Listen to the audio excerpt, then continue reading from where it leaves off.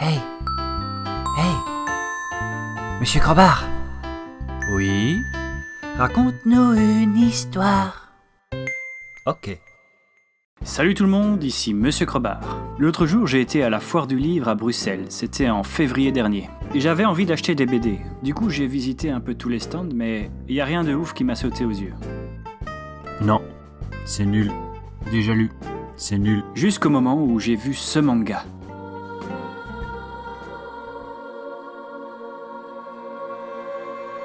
Hein?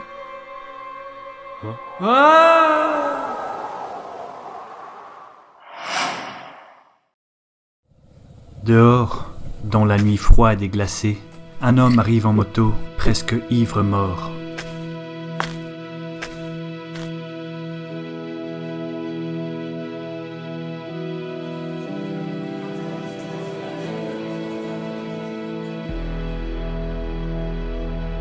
Il se prépare pourtant à combattre.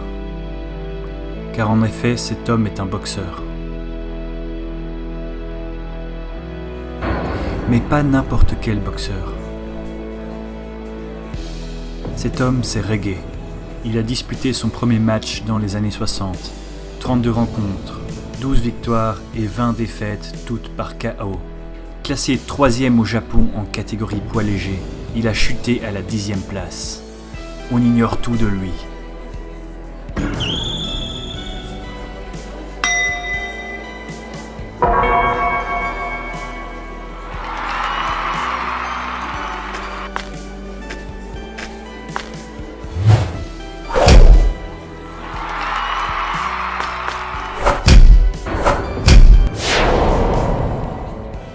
Un jour, les fans de boxe l'ont appelé le perdant magnifique.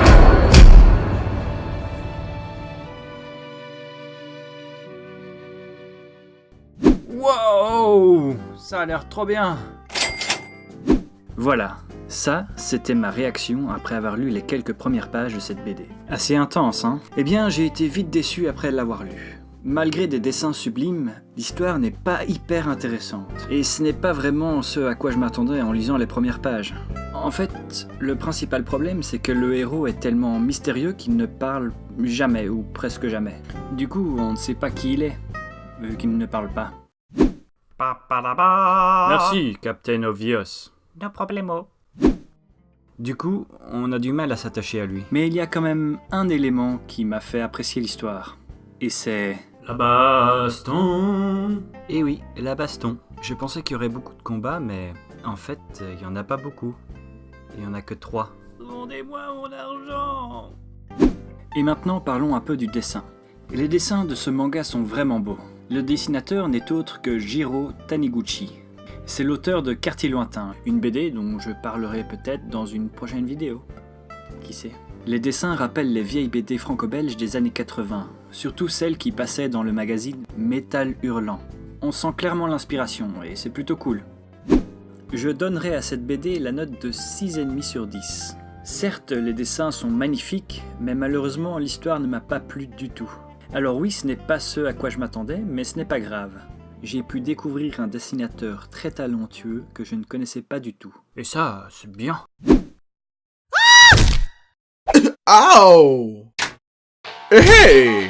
Ravi de faire votre connaissance. Je me nomme LP. Moi, mon truc, c'est les podcasts en cartoon. En gros, je parle de divers sujets, comme le bowling, ou encore Smash Bros. Tout ça avec mon cher ami Roger. On m'a appelé? Donc, n'hésitez pas à faire un tour sur ma chaîne. Sur ce, je vous laisse avec Crobard. Ciao! Merci Elpay.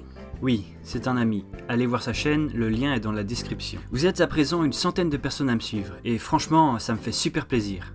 Merci à tous. Si tu as aimé cette vidéo, n'hésite pas, partage-la, mets un petit pouce bleu et parle-en à tes amis. Ah oui, et abonne-toi si ce n'est pas déjà fait.